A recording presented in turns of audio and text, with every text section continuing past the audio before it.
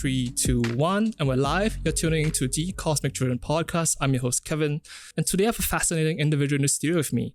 I find what he does to be extremely fascinating to me because he is like a modern day wordsmith. And if you look at his page, you look at the things he comes up with, I find it quite astounding. Adam, how would you describe what you do? Thanks, buddy. I think at heart, I would like to call myself a storyteller and a creative, but I try as much as I can to dabble into everything that has to do with words. I'm not sure if it makes sense. So I started out with wanting to be a journalist, and then I just dabbled away to start a creative agency. And then I tried to help brands boost themselves in the local context, like overseas brands sell into like Southeast Asia and Singapore. But at heart, I think in general, poetry, prose, anything that has to do with inspiring people, making people feel less alone is something that I draw close to my soul, if that answers your question in a very long-winded way. So what happened to that dream of being a journalist? I remember there was once where, I'm not going to say any names, but the chief editor of one of the articles, I think I once wanted to write an article because it was like a feature piece. I wanted to write an article that was something, I can't for the life of me remember, but I remember that the editor like called me in. So I wasn't answering to this chief editor who spoke to me. Or let's call it A and B. Yep.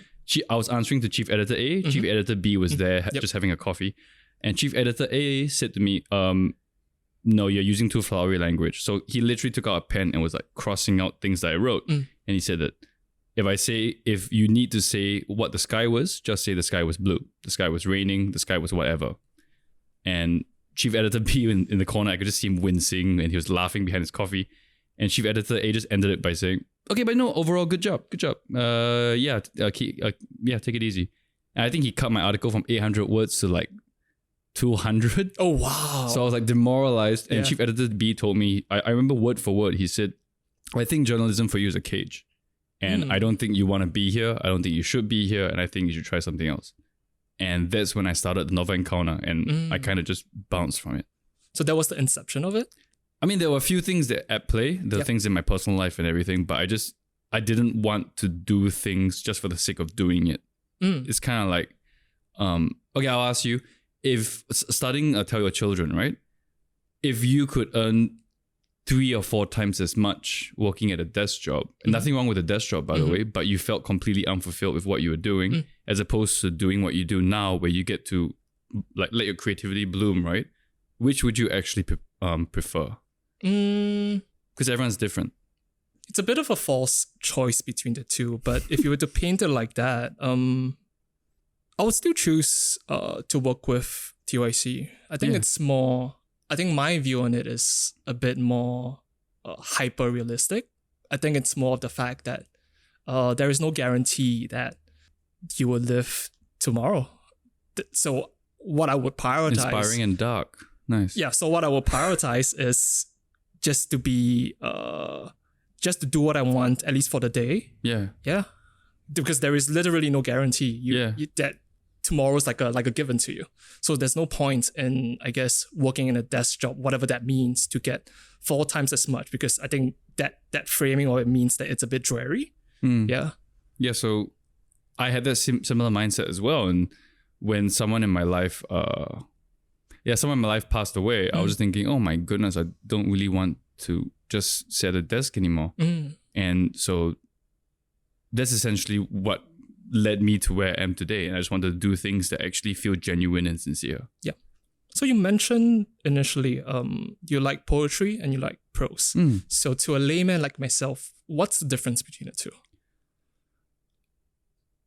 I genuinely prefer prose more, even though I'm more known for poetry, because I think that comes with a little bit of imposter syndrome, especially in terms of poetry. And this is not me like attempting to be like humble or anything. It's just when you put me in a room with the giants in the Singapore like poetry scene, I think personally, internally, I would crumble, because I'll be like, oh, I kind of don't really deserve to be here. I don't even have the proper stanza. I didn't go to like proper school for it. Yep. But at heart, I don't like the idea of poetry or prose having gatekeepers. I think the whole most important thing is you write what you feel. And with poetry, you write in a way you purposely show a peek behind the curtain a lot more. But with prose, you're able to flesh things out. And poetry, it's not like you're purposely concealing things, but you're leaving things a little bit more open-ended so people can fill in some blanks on their own. Where prose, you can literally say that this person was this, they did this, and etc.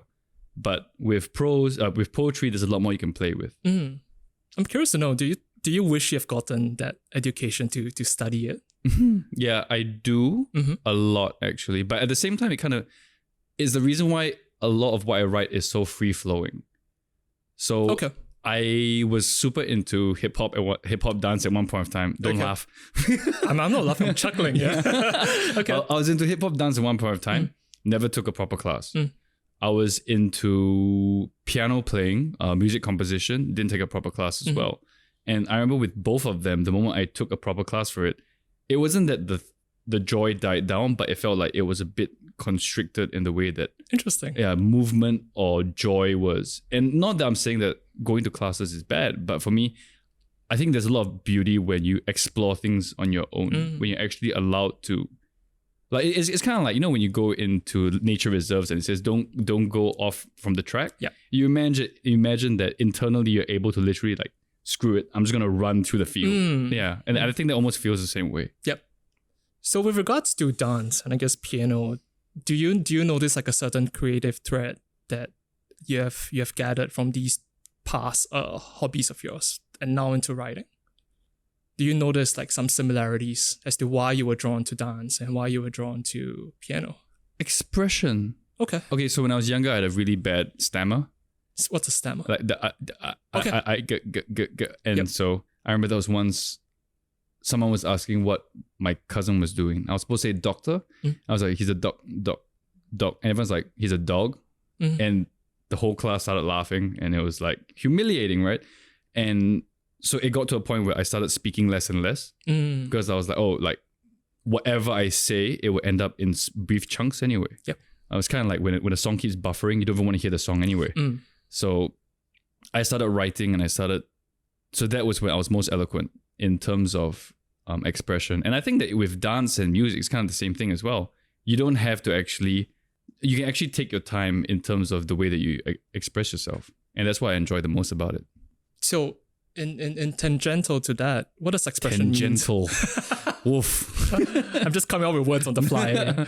So what does expression mean to you then? Because I think it means different things to different people. Like what does that word convey or even help you to visualize? Okay, so I've got a conspiracy theory, which I try to say as much, I try to say as little as I can before people put a tinfoil hat on me. Okay. But I think at some point of time what if there's a chance that there's a robot uprising? Or that technology gets way too advanced for us, right? I mean, look at all these movies, Terminator, Ex Machina. Oh, Ex Machina is such a good movie. Have you watched Ex Machina? I have. Oh my goodness, one of my favorite films. Yeah, but like what happens if you can't contain technology? Then as a result, the robots start to overwhelm and take over, right? And you imagine that a lot of things can actually be automated. But one thing that you can't automate is creativity.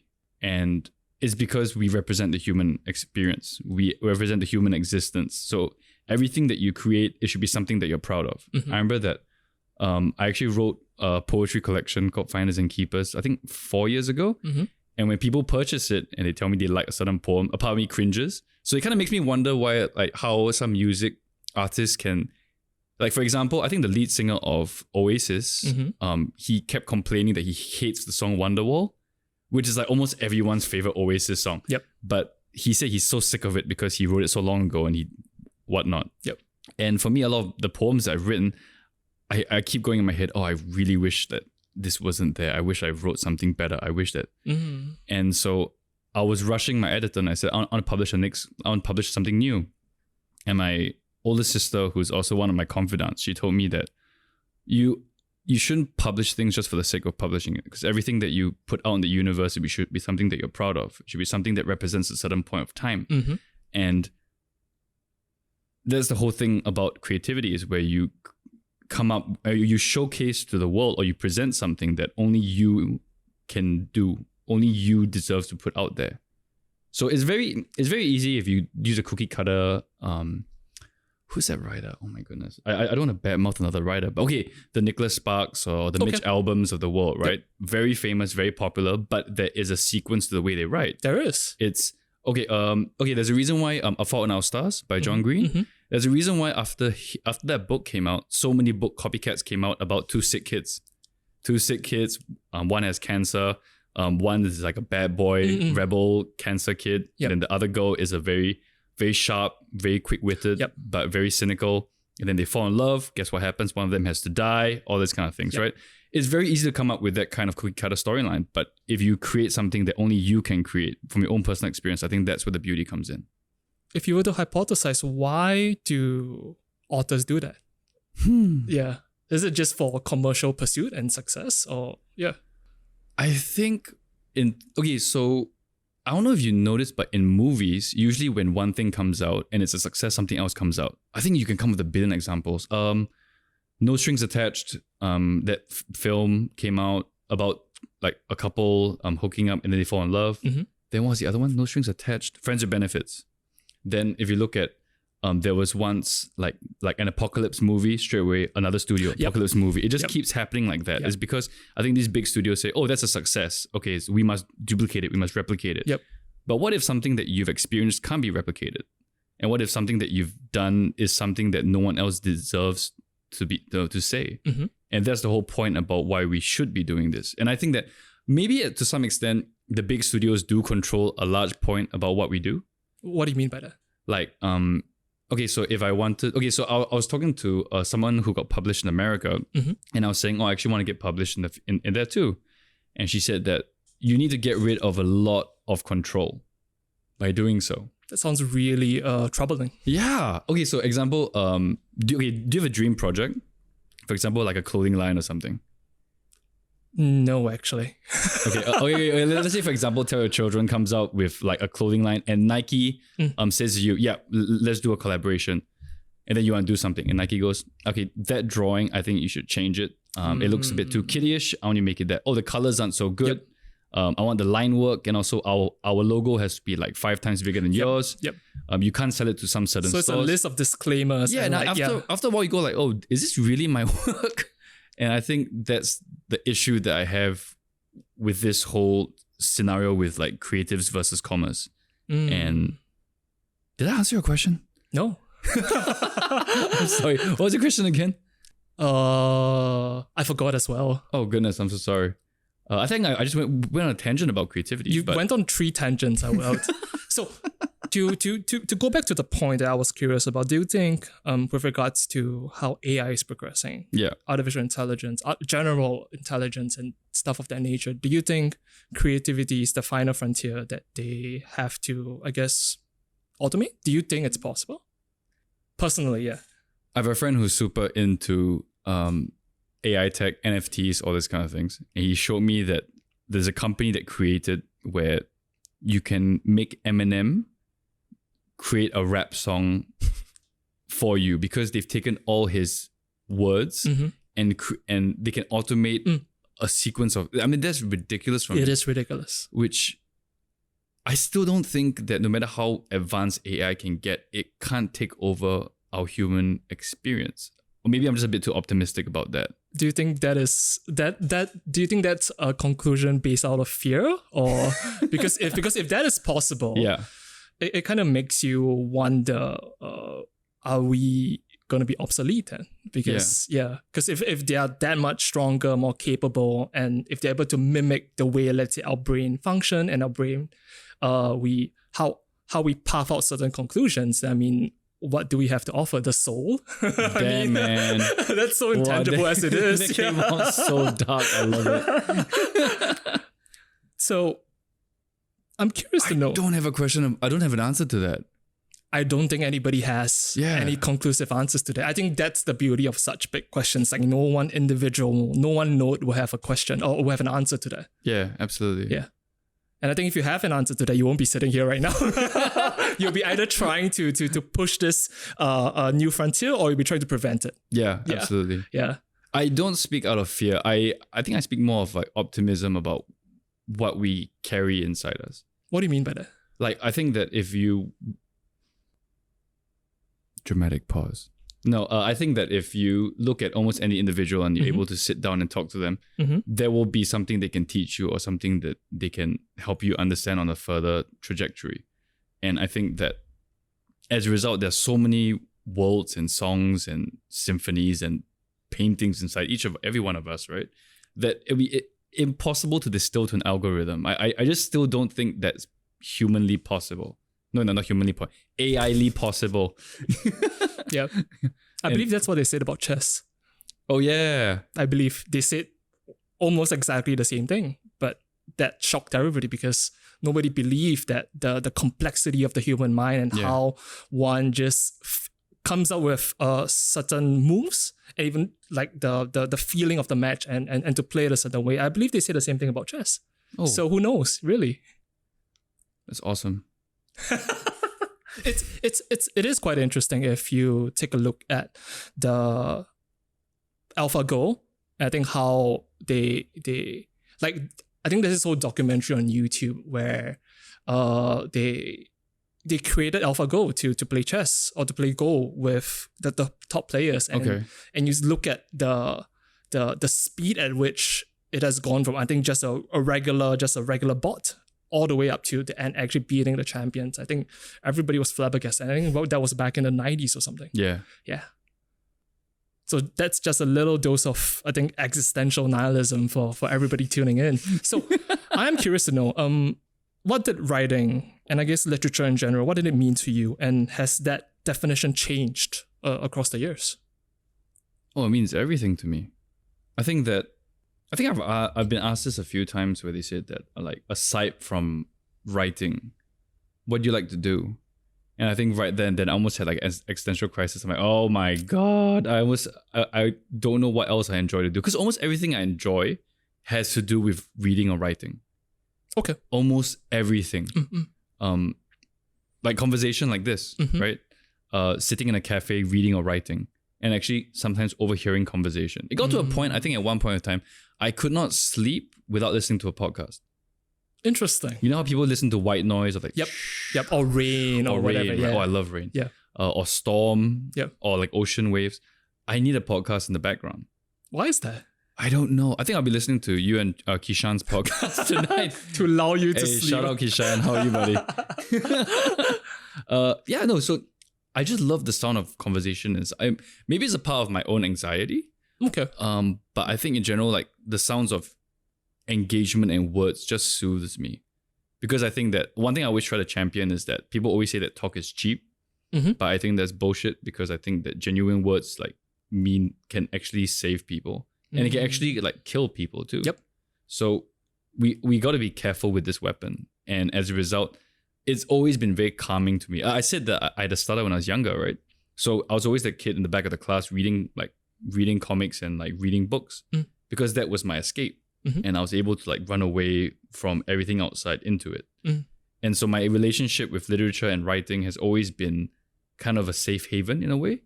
And the more I write, the more I realize now it's about trying to create a safe haven for others, the same way it did for me. So it's kind of like a handshake, very reciprocal kind of thing. And that has remained consistent. Oh yeah. Like I think, I don't know if you follow my page, but I think every Friday I try to have like Friday sessions where people can ask me or tell me anything. And it started out with the usual like, what's your favorite color? What's your favorite song? All this kind of thing, right? It's like a first date. But then eventually people started telling me things like, my boyfriend is not attracted to me anymore. Oh, and I'm starting to wonder if that's about me or about him. Heavy, okay. And I went, wow. And so I tried to give my own feedback because I'm not like a licensed psychiatrist, right? And it got deeper where people would just literally tell me things about their lives and people ask me more in-depth things. And one thing about me is that I really hate small talk. I think small talk. What would you define as small talk? You know when you go to like the grocery counter, it's like, hey mate, how's it going? And you're supposed to go, oh, it's fine. You? Yeah, good. You? And he's just like, okay. Did you walk here? Oh yeah. I kind of did. Oh, it's cool, man. What's for dinner? Bro, you don't care about what I'm having for dinner, okay? Shut up. Okay. So I mean that's the whole thing where I would rather dive straight into what a genuine conversation is. So when I was like in the start of dating, I think like I went on like a few dates and one girl just went, "Oh my God, you're like really intense." I went, "No, I just kind of enjoy getting to really know someone." Because I think like one of the things they say is that do not talk about your exes.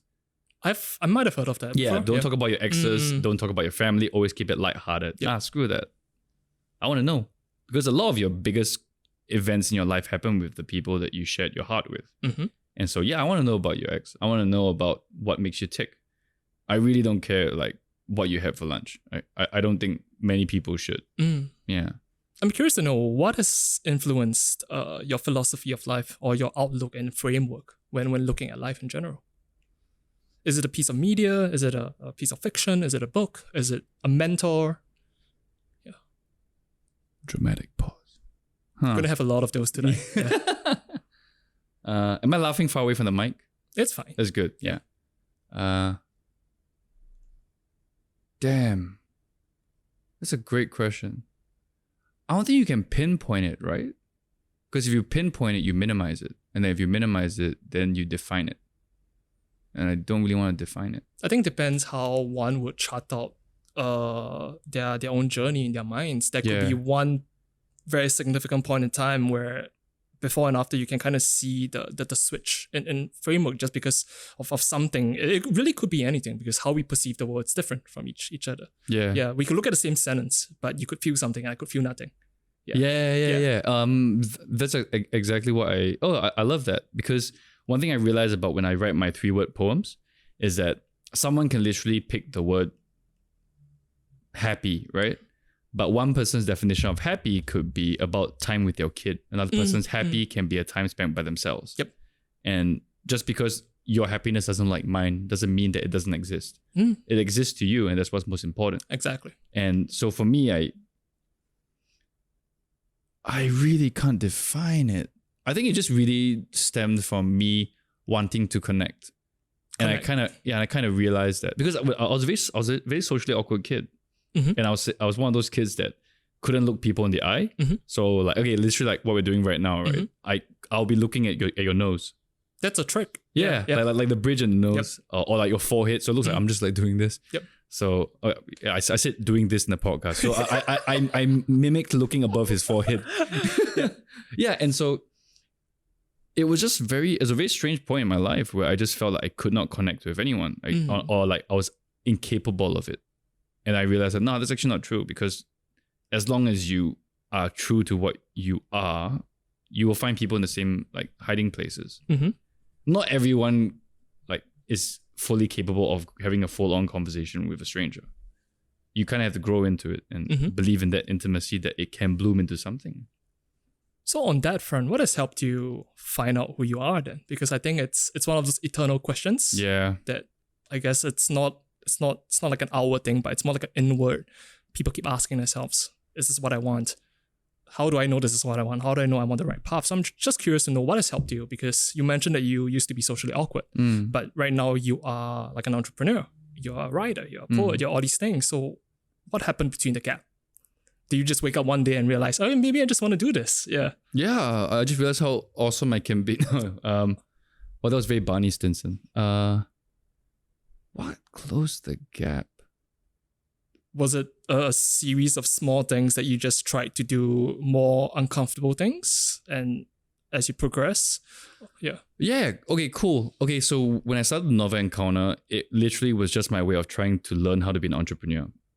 So yeah, I remember that when I quit, I'm not going to say where. When I quit that place, I was like, ugh, I want to try to do something for myself. And my buddy who...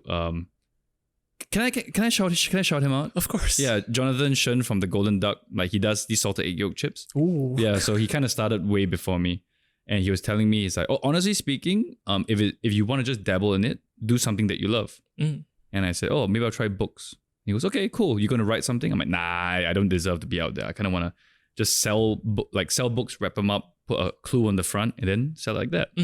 So that's how everything started. And it eventually got to a point where I was at a book fair and there was a guy selling typewriters from across from me. Ooh. And I went, oh my God, I got to touch one. So I just walked over there and I was like, I started like typing away on it. Yeah. And the guy said, "Oh, I need to go to the bathroom. Can you help me jaga my booth?" And I was like, "Oh, that's cool, man." So I was jagaing it. Yeah. And this girl comes up and she said to me, "Is like, oh, like, are you one of those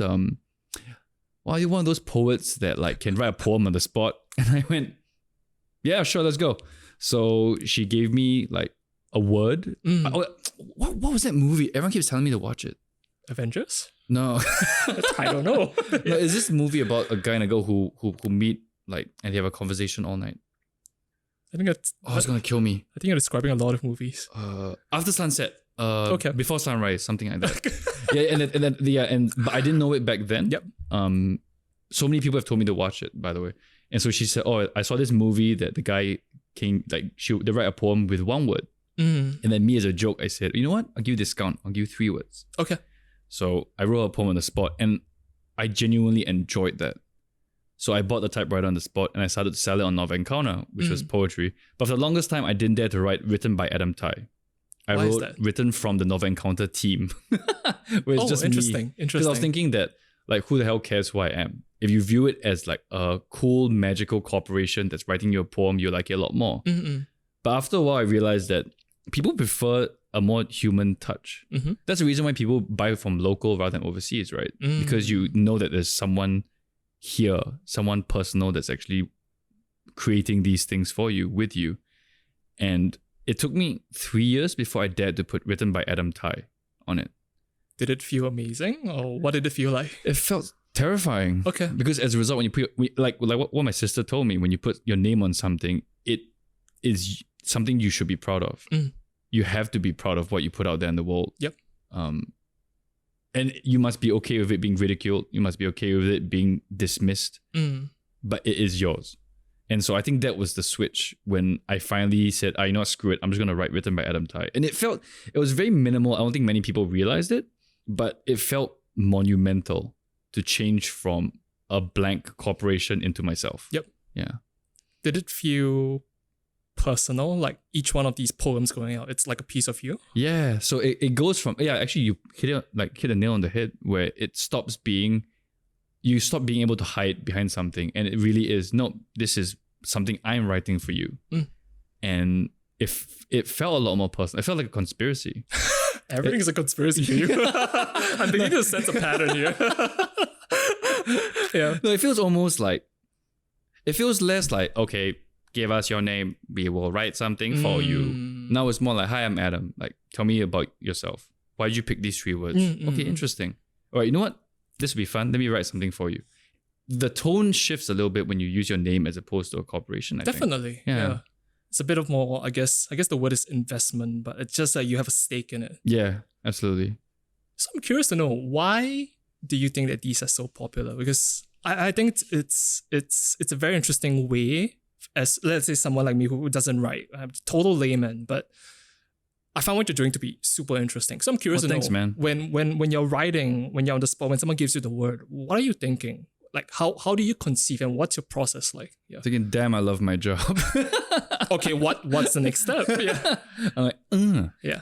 Because the reason why I asked, because I've asked a couple of dancers before, and the really top tier ones, when they freestyle to a piece of music that they've never heard before, their mind is blank. Oh, I love that. They're not thinking about anything, because the movements, they're also used to it. So I'm just curious to know, for writing, is it the same? What goes through your mind? Because you can't predict the 3 words. Yeah. You have no idea what the individual's gonna say to you. Yeah. So yeah. Well, speaking as a previous hip hop dancer myself, actually I've always loved how they can, a bit of a sidetrack, I always love how with a song they haven't even heard, they can still hit the beat.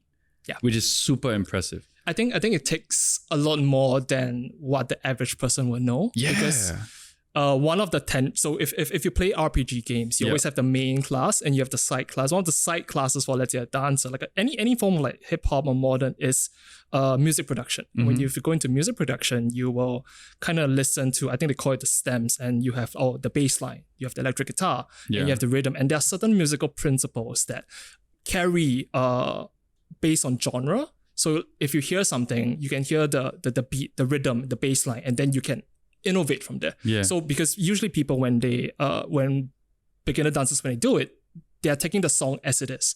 But when you get to a level where you're so comfortable with the movement that you can provide, you're not thinking about it. You're just thinking about the different layers of the song. Yeah. Or maybe this 2 counts of 4, I want to hit the bass line, and I want to move to the guitar solo, and I want to go back to the beats. Yeah. And that's how I would imagine someone play with the beat. Yeah. So it's not just playing with the full song. Yeah, absolutely. Yeah, I love that. Okay. In that similar way, if I wrote you a poem right now and you picked 3 words, what would they be? I can tell you afterwards. Okay, no. Okay, for fun, just give me 3 random words. Monday. Yeah. Nasi lemak. Taiwan. Oh, that's so much better than live, life, love. Oh, I love that. Okay. So why'd you pick Monday? Today's Monday. Okay. Is there any special significance behind it, or just the first day that you thought of? No, today's Monday. Okay. Why'd you pick nasi lemak? Favorite food or just something you had for lunch? Because I was secretly hoping you would write an apocalyptic story about Taiwan as well, involving nasi lemak. What? Yeah.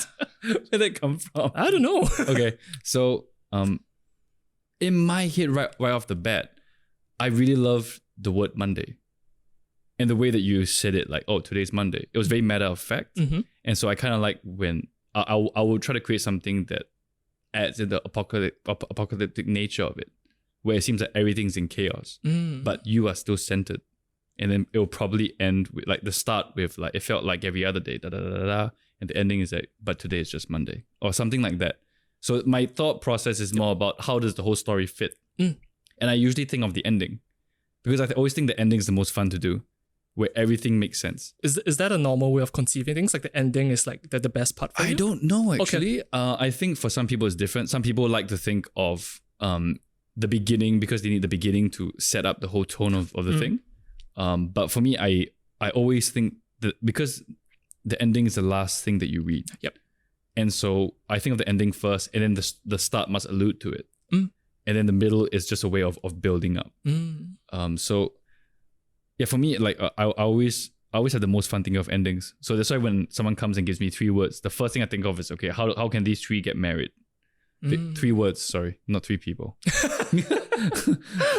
But it's just like, it's kind of like, I truly believe that any 3 words, they can always somehow find a way together. There's no way it can be so messed up that they cannot fit. Someone once tried to give me 69. Okay. Doraemon. Okay. And of course, he was the NFT guy. And the third one was, is it Bored Ape or something like that? Fair. Bored Ape, yeah. Yep. So as a result, I think he was having fun. He was like, oh, can you create me something for my birthday?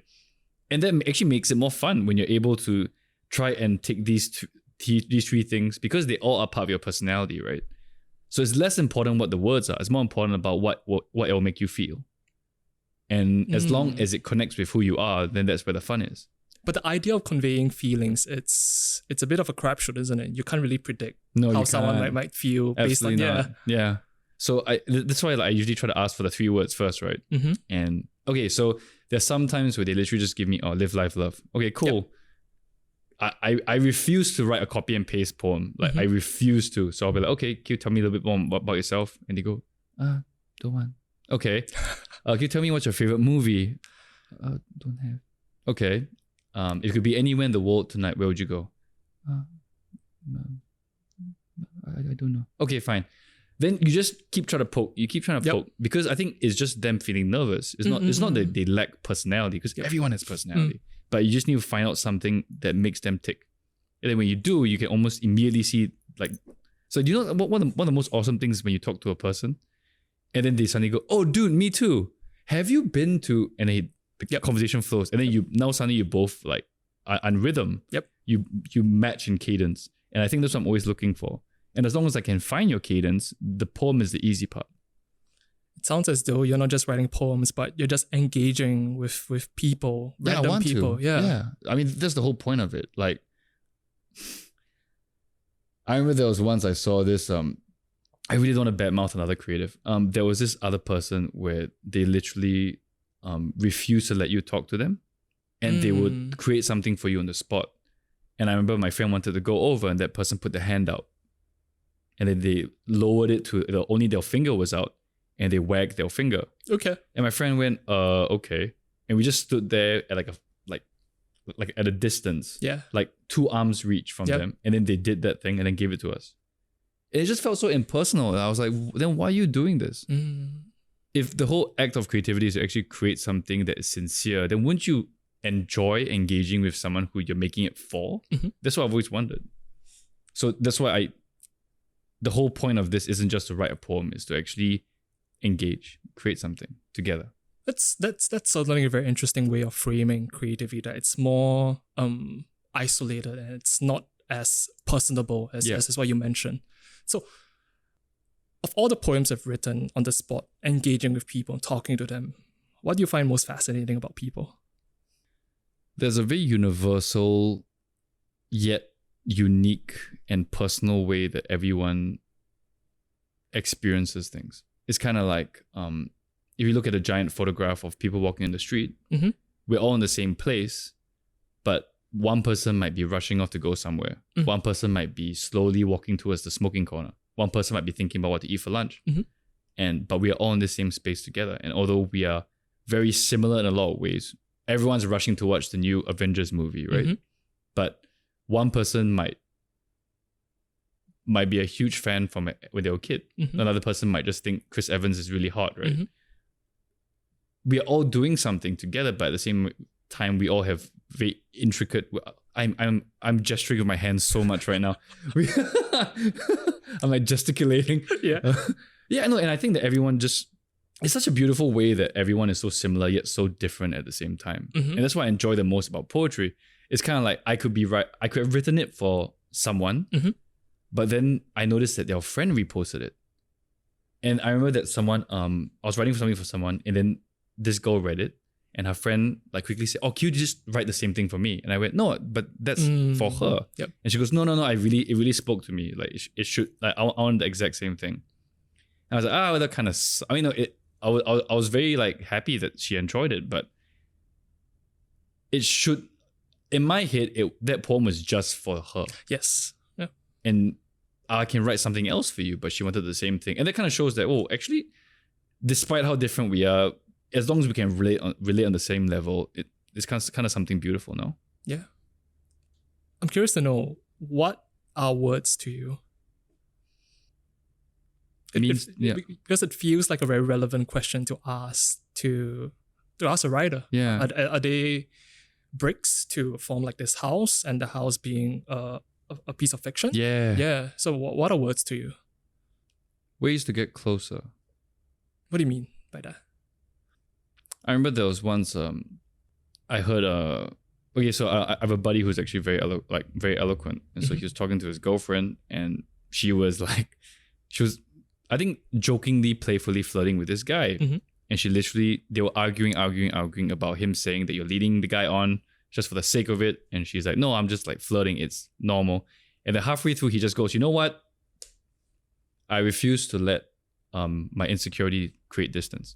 And I just went, "Bro," and I said, "That's kind of beautiful." Why is that?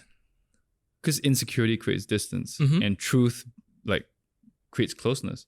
And I mean, right after I said, "Hey, do you mind if I include that in my next book?" The most annoying thing about me is that sometimes I'll ask a friend, "Hey, do you mind if I include that?" Is it the fact that he was aware of the situation and he spoke that statement? Yeah, and it's just the genuineness of the situation and the way that he was. He did not care how it made him look. He just suddenly went, "Look, I'm insecure, but I'm going to use this to actually state that if I'm insecure, I understand that. And I refuse to make that lose you." And as a result, when he was so frank, she just immediately apologized. What's that sound? Yeah, she immediately apologized. And so I think words really are just... I think words will always be important to me, simply because it was so hard for me to even say it when I was a kid. Maybe it's also the way that Asian parents are. How are the Asian parents? It's very hard for them to properly communicate or like tell you they love you, tell you they're proud of you. I've been told that they communicate in strange ways to show affection. Yeah. So it is never about, "Hey, I wish you were home more." It's more like, hey, have you been eating properly or not? That's usually step 1 or step 2. Step 1, have step you 2. been eating properly? Yeah. And I just always wish there was a way that we could be frank and earnest with each other. In my ideal world, anyway. I know it's not very possible, simply because we all have our guards up, right? Especially if you're in the entrepreneur circle. If your business is going badly, you cannot just tell someone that it's going badly. Is that true? Is it a thing? I mean, okay, for example, I went to a networking thing. Guy A and Guy B. Guy B, I know that things were going bad because he's a very good friend of mine. So we were talking about it. And suddenly when Guy A walked over, hey bro, how's it going? He's, oh, it's going great, man. Things are going. I just went, whoa. And then I said to him, I'm like, I thought you guys were close. And he's like, no, there's some things that you can't say out loud that much. And I said, doesn't that make the relationship not as genuine as you want? I want it to be. And he gave me this smile and he's like, well, you've been an entrepreneur for only 1 year. So what did you... I was like, okay, bro, if you gotta put it back at me like that. Yeah. Do you think you're able to, I don't know how your personal relationships are, if you don't mind sharing, but do you think that you are able to actually, with your partner or with your family or with siblings or whatnot, are you able to be fully honest with them? I don't think there's such a thing as being fully honest. Yeah, for sure. I think if you were to imagine the self as, let's say, 32, 32 is a very arbitrary number, but 32 different parts, because you are different things to different people. You can be a set of different things to different people. So I think there is no such thing as being honest, because there are also parts to yourself that you are unaware of. So if you're unaware of those parts, technically you can't be honest, because I would imagine being honest is to at least have a sense of knowledge when you're presenting. Yeah. And I think there is a nonchalance to it, and people don't really care as much, because it really depends on how much time you have to engage with people across the span of years. But if you're just meeting someone, let's say at a soiree or like a networking thing, just for like 10 minutes, I think it's quite difficult. Yeah, so it really depends. I see that. On what I guess honesty means to, I guess, contextually what it means. Like, I love that side point of view. Yeah, I get that. I think me, more so for myself, I don't know if it's a me thing, but I just genuinely, it's quite difficult for me to lie. I think the best lie is say that. I think so. Yeah, you should play Secret Hitler with me, man. Oh my god, wreck it. No, okay, no. Why? How? Okay, how did you come to that conclusion? I think when things are bad, I genuinely can't hide it. Okay, maybe it's not the words I say, but in my expression, if I'm tired, oh man, you will know. Yep. Like, or if I am unhappy about something, I really don't have a very good poker face. Yeah. Okay. I think there's a certain joy and a certain like strength to realizing what you're feeling, because God knows that there are certainly more ways to communicate than just words. Yeah. And I think those are the ways of communication that maybe one might not be too perceptive of. Yeah. I don't know if it's okay, so I don't know how much of this is cold reading, but I remember there was once I was invited to this dinner by The Peak, the magazine, and it was literally 3 days before lockdown at COVID. So I always remember that day very fondly. So everyone was having dinner, and then suddenly the chief editor at the time, his name is Farhan, who's actually still a friend of mine. Farhan came out and told me, he said, oh, there's this guy who he calls himself, I don't know what that's called, but basically he feels your energy and tells you what he thinks you are in one sentence. And I'm like, what kind of gimmicky thing is that? And he said, well, just keep an open mind and it's okay. And I remember that the guy was telling people things. He's like, there was one girl who he's like, you're not just your father's daughter. And she was like, what the frick?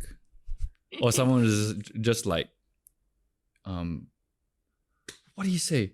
Like he used a specific word, and that guy went, I don't know why you used that word, but it's freaky that you used it. But to us, it was a normal sentence. Yep. And then I remember that he looked at me, and he doesn't know what I do, by the way. He looks at me, he goes like, your weakness is your power. Okay. And I was like, did that what? resonate with you?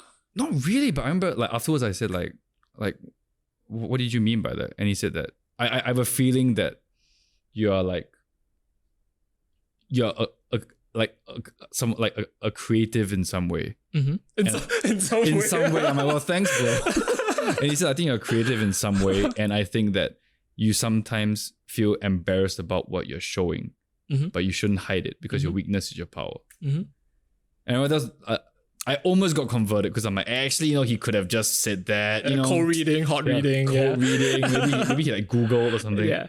But I actually love that sense. Your weakness is your power, because I think it's a case of like us with like people who dabble in the creative scene.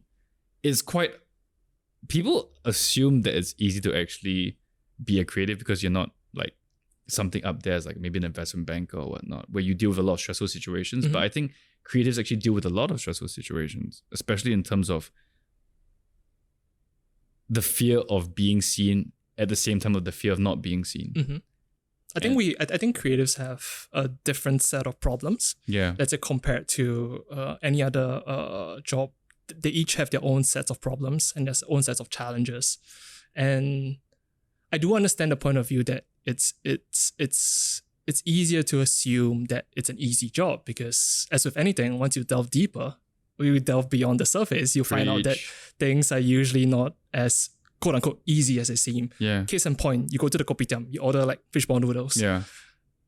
You pay $4, $4.50, whatever for it, but you don't see them preparing in the morning. And you just don't see that it increased since $2.80, right? Yeah, because you're not physically doing it. You're not physically chopping everything. You're not there waking up in the morning, going down to the fucking shop, preparing, hoping that there are sales. You're not seeing that. And I think I do feel that we rely on our sight too much. Like we have to see something to believe it. And I think sometimes having that frame of mind might be a bit too restricting, because I don't see the label like the shopkeeper puts into the fishbowl noodles, and here I'm wondering, why am I paying so much for it when the prices rise up? It's like technically maybe he might have been just doing like a 10% on top of whatever, and that he's been surviving on the 10%. But if you think about it in an economical way, I mean, how do you survive off 10% margin? I mean, absolutely not. Yeah, because we don't see the struggle. Yeah. So this kind of the reason with my poems. I on my online store, I try to keep it as low priced as possible, simply because it's okay. One, I focus more on B2B, but the second one is that I want to keep it accessible, because I want people who actually need it to be able to afford it. Like a 16-year-old, $25 is a lot of money, but to like 30 plus and whatnot, $25 is So there's the whole point about keeping it accessible and actually maintaining that what we're doing is more than just putting words on paper. Filling up a fishbowl. No, filling up a bowl of fish balls. Yeah, there you go. Yeah, nailed it. On that point of accessibility, I'm curious to know, when you were young, were you exposed to literature and books? Were you exposed to all these different types of writing? Was it accessible to you when you were young? Yeah, my mom was very, very encouraging of me being to like write. Something my dad blames her till this day. No, I'm kidding. Like she was always buying me notebooks. She was always like, whenever I wanted books, like there was once where it was every Christmas she would bring me to Toys R Us. And there was one year I went, can we go to Times instead? No, like Borders. I said, can we go to Borders instead? And the look on her face was so much joy. It was like she was carrying me for the first time again. So she's always loved the fact that I love to read and write. Because my mom is very artistic as well. Like we first went to the Louvre. I think she teared up because she was like staring at the paintings and she was so in love with art. And just this whole thing about accessibility, I think my mom helped me, where she kind of showed me that there is beauty in human creation. Because eventually you could say that we are the non-essentials, but we are the ones that actually keep the hope and keep documenting about the things that people are feeling at a certain point of time. You can appreciate silence, but a song brings you back, like a story like brings you forward. It's like creativity is just so important to me. Like, I can't even properly express it, and I'm a writer, by the way. I can't even express how much it means to me. And actually, that's what my next novel is about. In my head, it's championing creativity, because we are what helps people, without they realizing it, survive. So on that point, what does creativity feel like to you? Is it energy? Is it just a positive outlook for the future? Well, what does it feel like to you? What does it look like? Oh, it's a safe haven. Like for me, I remember a buddy of mine. Okay, so he's a banker. You have a lot of buddies, I realize. Yeah. No, I think because a lot of my characters in my books are like based on a lot of them, and I always enjoy adding their little personal tics inside. For example, if someone like he's always like when he's stressed, he clenches his fists. I add it to a character. Yep. So I have a buddy who is an investment banker, and I remember there was once he was trying to teach me. He says, "Oh, bro, you would be so good as a banker." He said, "You really could be a banker. You should join me." And I said, "No, but I'm not." And he said, "Oh, like, but writing is your hobby, right? And if you do the math, you can't earn as much, like, in your hobby as a banker." And I went, but to some people, it's not a hobby. It kind of like nourishes your soul. And by the way, it was not a heated argument, but I just literally said that we view things very differently. Your way of nourishment is looking at the bank account or like getting like a new watch or something like that, and that's what makes you happy. Which nothing wrong with that, by the way, absolutely nothing wrong. But for me, it's when something that was once in your imagination is now part of other people's experience. That is what gives me joy. Absolutely, like nothing else comes close. And I think that's what creativity means to me. Is when someone can actually say that, oh, when you wrote that, it made me feel less alone. I'm like, that's it. That's like icing on the cake right there. Which is it was always my intention. But it's interesting because that level of, I think, being personable and being connected to someone, it's a very difficult thing to commercialize. Yeah. And the idea of trying to commercialize that, it kind of diminishes the intent of it. Yeah. So how do you find a balance between being a businessman, business individual, and being a creative? That's a great question. I could ask you the same thing, man. Sure. I think in any case, well, I'll go first. Yeah. But I really want to hear your answer. With creativity versus commerce, it's kind of like when any company gets too big, it will eventually lose its culture. Unfortunately. Yeah, like you can't name me a single multinational conglomerate that has not lost its culture. Like I can't even think of one, and it makes me sad because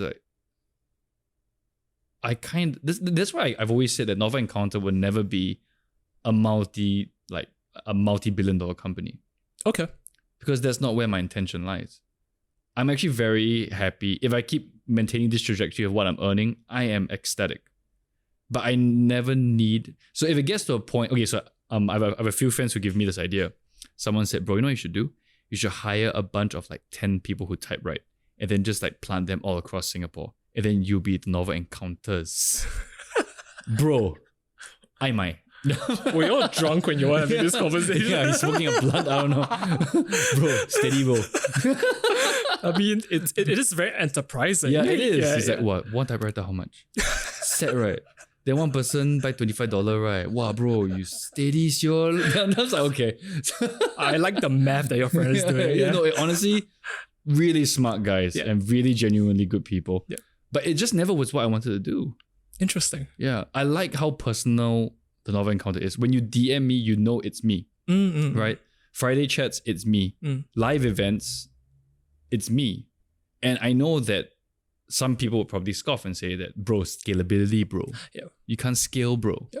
But my intention of Novel Encounter was never to scale. It was always to create, bracket, a safe haven for people. And also get more awareness for my writing career. Because if it's all by Adam Tai, then I'm able to say that, for my next book, please support me. So that's what I always wanted to do.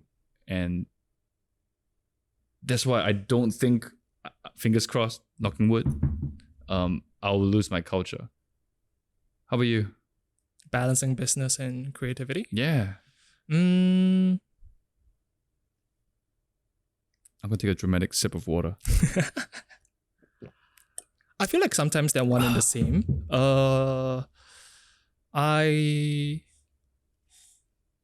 find certain ways of doing certain things that would either appeal to the more business side of myself and the more creative side. So it is as though I create a separate personality in myself to handle, let's say, the business tasks. Yeah. So with business, I assume, let's say, if I'm handling more of the structuring of a project, if I'm handling more client relations, if I'm handling, let's say, the finances, it requires a certain set of traits that might not be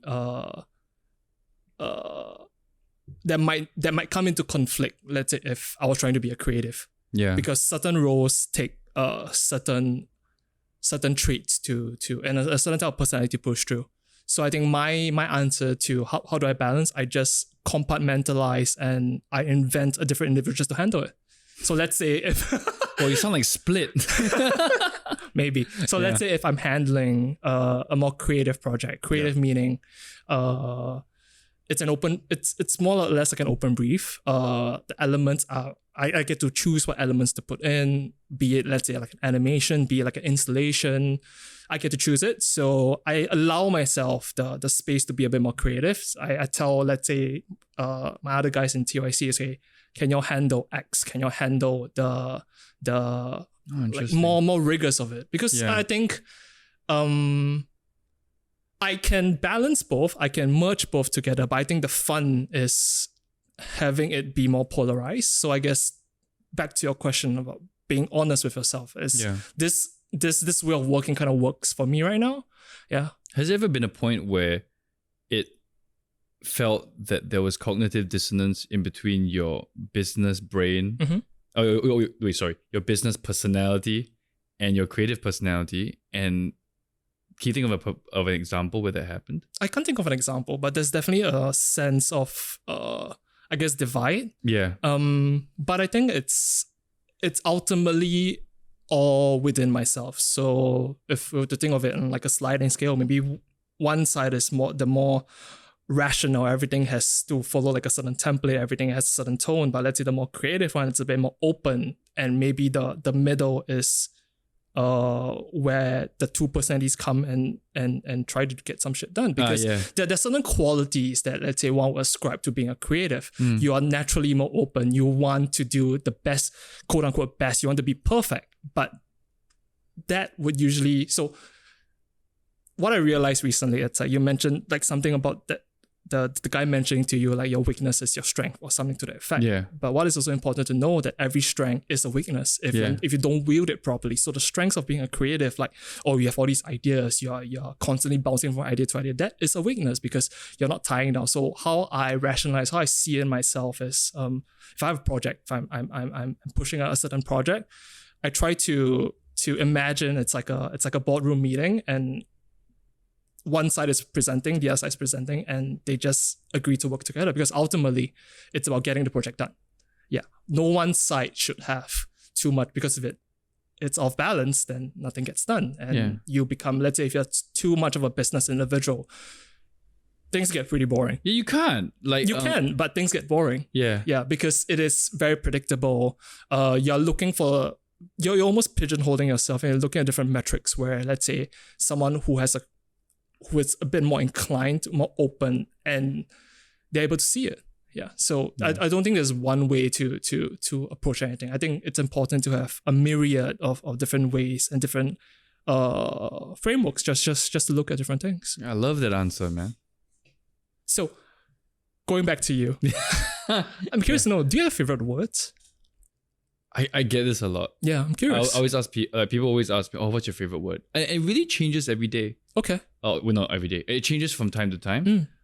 It's kind of like if I ask you, like, do you have a favorite movie, a favorite song? A lot of times, like, it changes. It should shifts. change, yeah. It should change because I'm changing as well. Yeah. So for the longest time, I remember that I love the word inclination. Okay. Yeah, because it's just like, you're drawn to a certain thing, and rather than just drawn, I'll say, oh, I have an inclination. Yep. And it feels like bigger than just like being drawn to something. It feels almost like a city. This is the inclination. So then there was another one where it was I love the word electric because it felt like energy. It's like visible energy. Yep. So that actually became the name of my novel, Life Electric. Yep. Then there was happiness. But I think it's just happiness. do you fall out of love with these words and something new comes along, or do you just keep it at the back of your mind? Oh, I never fall out of love. That's the thing. It always stays there. But then something new will come up with, oh, that's a great word. Do you so when a new word comes up, do you feel inclined to use it more and more? I try not to. Because I mean, at one point of time, my buddies were like giving me crap for it.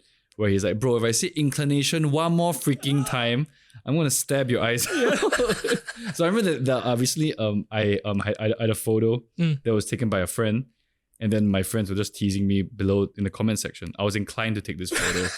Do you feel the inclinations? So I'm okay, fine. No more inclinations. Okay, fine. Yep. I'll just say drawn. Yep. Yeah, but I try not to use the same word too much, or else it loses energy. Yep. It's kind of like I remember I saw this movie. It's where this guy was scolding a kid because the kid was saying the F word too much. Yep. And then he was like, "Hey, there's nothing wrong with saying the F word, but when you say it like 6 times in a sentence, it loses its power. You need to use it sparingly, and that's when there's the dominance there. So that's why I try not to use. Yeah, absolutely. I try not to use the word too much, or else it loses its power. Yep. As a follow up to that, I'm curious to know what you enjoy about the English language. Because based on what I can see, primarily it's in English. Yeah. Yeah. So what do you like about it? I can barely speak Chinese. Okay. So it helps a lot that, wow, that's such a trippy question. What do I like about the English language? This is not a dramatic pause. This is just a confused silence. What do I like about the English language? I don't have an answer to that. I think it's literally just the way it can be played with so much. Okay. I think it was Eminem who once said that. He said, if you say that, like, I can't rap with the word orange, and then he oh, it was amazing. Like, he just like showed how many words you can, as long as you can stretch the vowels and you can play with the words and twist it. So I don't know other languages enough, but I just love how in the English language you're able to actually fully express things, even with the flicking, changing of vowels or whatnot. Would writing or expressing yourself in other languages be something you would be inclined to do? Oh yeah. Okay. I'd love that. What language though? What is top of mind if you were to pick up, let's say, like a second or third language? Okay, for me it's okay. I would love to read Kazuo Ishiguro's novels in Japanese. Not so much about writing. I would love to read poetry by people in their native language. Why do you think you want to do that? So one of my favorite movies, okay, by the way, it's a lot of people call it the most boring movie of all time. It's called Patterson. Okay. It's Adam Driver. You know Kylo Ren? Yes. Adam Driver. Yeah, so Adam Driver is a bus driver. No pun intended. He literally is a bus driver in Patterson. No pun intended. And it's called, and the character's name is Patterson. So while he is a bus driver, he writes poems in between each pit stop. And a lot of like friends to tell me, it's the most boring movie. But I just love how mundane and slice of life it is. But in the ending scene, there's a Japanese man who told him, I only write poems in Japanese. And then the Adam Driver's character asks something like, I wouldn't understand it. And he says that you don't have to. Poetry in translation is like showering with a raincoat. It defeats the purpose? Or like you can't fully understand it. So one of my favorite novelists is Kazuo Ishiguro, and because I think he's brilliant, and even I can't imagine how good he is in his own Japanese language. So one thing I would love to do is understand how words are like in other languages, and then maybe I will try to write it. But I will first want to read. What do you like about his work? It's magical realism, and it's just so. His worlds are so vibrant. Vibrant is an interesting word used to describe literature. Yeah. Yeah. It's kind of like, okay, I know J.K. Rowling's get a lot of flack right now, but she made me believe in magic. In the same way that Roald Dahl made me believe in magic. J.K. Rowling and Roald Dahl, these two people actually made me go, wow, I really wish I could live in that world. I want to walk through Charlie, like the Chocolate Factory. I really want to see Hogwarts. And with Ishiguro, it was when I was older and when I read his novels, like him and Jeanette Winterson, but Jeanette Winterson's in English, so I can understand it perfectly. But those are the only two writers, not only two, the main writers that I actually close the book angrily and go, oh my God, I'm so far away. Like you get angry how good they are and you can never write as good as that. Is it a technical thing or is it just something magical that... For me, not so much about the technicalities of things. It's more about how good they are at distilling something so complex into something so universally understood but at the same time simple. Okay. So there's one part in the book where like Jeanette Winterson wrote something and it was about someone who only realized how much they loved the person after she saw them dead. Mm-mm. And then she could have written so much about the person's face, could have written about the color and everything, but she just wrote, sometimes the measure of love is lost. And I just went, God, that's good. God, you're good. So yeah, I think I just like books that delve into magical realism, where they're able to keep you grounded on earth, but play with your mind a little bit to like trick you here and there. Interesting. Could you speak on first novel that you published? I'm curious to know the inception of that. Oh, This Life Electric? Yes. So it was, I've always said the first novel I write, I wanted to be a tribute to The Great Gatsby. The Great Gatsby is my favorite novel. It's by F. Scott Fitzgerald. There was a recent movie made about 10 years ago by Leonardo DiCaprio. Yeah. It's always been my favorite novel. I wrote my thesis about it. Okay. Yeah, because I'm that much in love with that book. So I said that when I create my first novel, it will be inspired, not a tribute, not like a Singapore version of it, but just inspired. What's the difference between the two though? Between tribute and being inspired by? Yeah. Okay, maybe I phrased it wrongly, but it's kind of like, do you know Fight Club? I am aware of the movie version. Yeah. Yeah, Fight Club is inspired by The Great Gatsby. Chuck Palahniuk said that was his modern version of The Great Gatsby, which you wouldn't even see it, but it's just, oh yeah, it's kind of like about like how your thirst for having this American dream isn't real, and so that was his inspiration from The Great Gatsby. So what elements do you draw from The Great Gatsby to put into This Life Electric? Yeah, so for me, it's about a main character who is an introvert, and he ends up going back to Singapore after a long time, and he ends up in this party house. And this party house is run by this character called Donnie, who is, I wouldn't say the word desperate, but he needs people to need him. He is rich, he is handsome, he is charming, he has all the social connections in the world, but he feels empty. So as a result, he only feels fulfilled when he helps people get things. So in this party, it's not just for people to enjoy themselves. He wants to see, oh, girl A, I can sense that she needs a boyfriend. Oh, guy B will be good. Okay, guy A, he wants he's opening a hotel. Oh, I know guy C, he knows a whiskey business. So he ties people together to feel less alone. But at the end of the day, this whole dream about outsourcing your happiness, it does not exist. So when he meets the protagonist who doesn't seem to need him, one, it befuddles him because he's confused why, like, you don't need me? Everyone needs me. But at the same time, he also understands that they understand each other. One guy who doesn't seem to need anyone except for one person, no spoilers, and this character who owns this party house and has everything, but he needs everyone. And the essence of the book is about an introvert in a party house and how all these characters entwine with each other. Yep. Are you able to interact with each other? Entwine. Are you able to share what do you hope the reader of This Life Electric to understand or to get out of the book? Without any spoilers. Is it possible? Yeah. Without any spoilers, it's you got to fight for who you want in your life. That's interesting. Essentially, it's human connection is so easy to come by, but genuine human connection is so rare. And when you find it, you shouldn't be careless of it and you should actually hold on to it. And that's the point of, to me, existence is connection in whatever way, shape, or form. And I hope that anyone who reads it recognizes that and doesn't feel or like feels that they're not alone. Yeah.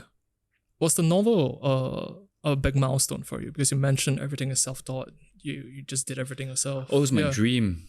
It was my dream. I remember that I was having imposter syndrome before I published my first poetry collection. I had a panic attack outside because my editor told me, "Oh, you know what you should do? You should make a speech and you should read out a poem." Oh God. Like, yeah. And he's like, "What? You're very good at talking. Just go ahead." I said, "No, it's different. It's very different." And Why is it different? It's different about talking about what you do as opposed to expressing what you feel inside. So if I can tell, if I'm interviewed for a magazine, I say, the novel encounter, what we're trying to do is this. Come buy our books. Yep. But if you have to express about what poetry means to you, I'm better at it now. But years ago, I was a wreck. Like, I'll be freaking out before talking to you. I have alcohol for that. Nice. Yeah. We're a bit too late for that. Yep. Yeah, but it's different talking about something that you're pursuing or something that you own as opposed to something that you think you are. And it was difficult for me to show people that, hi, this is me, this is what I've written, and these are my fears. Come see me. Yep. Do you think it kind of exposes you and makes you a bit vulnerable? Oh, it does.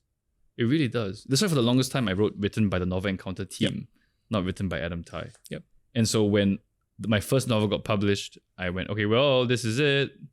I guess we're out there. Come see me.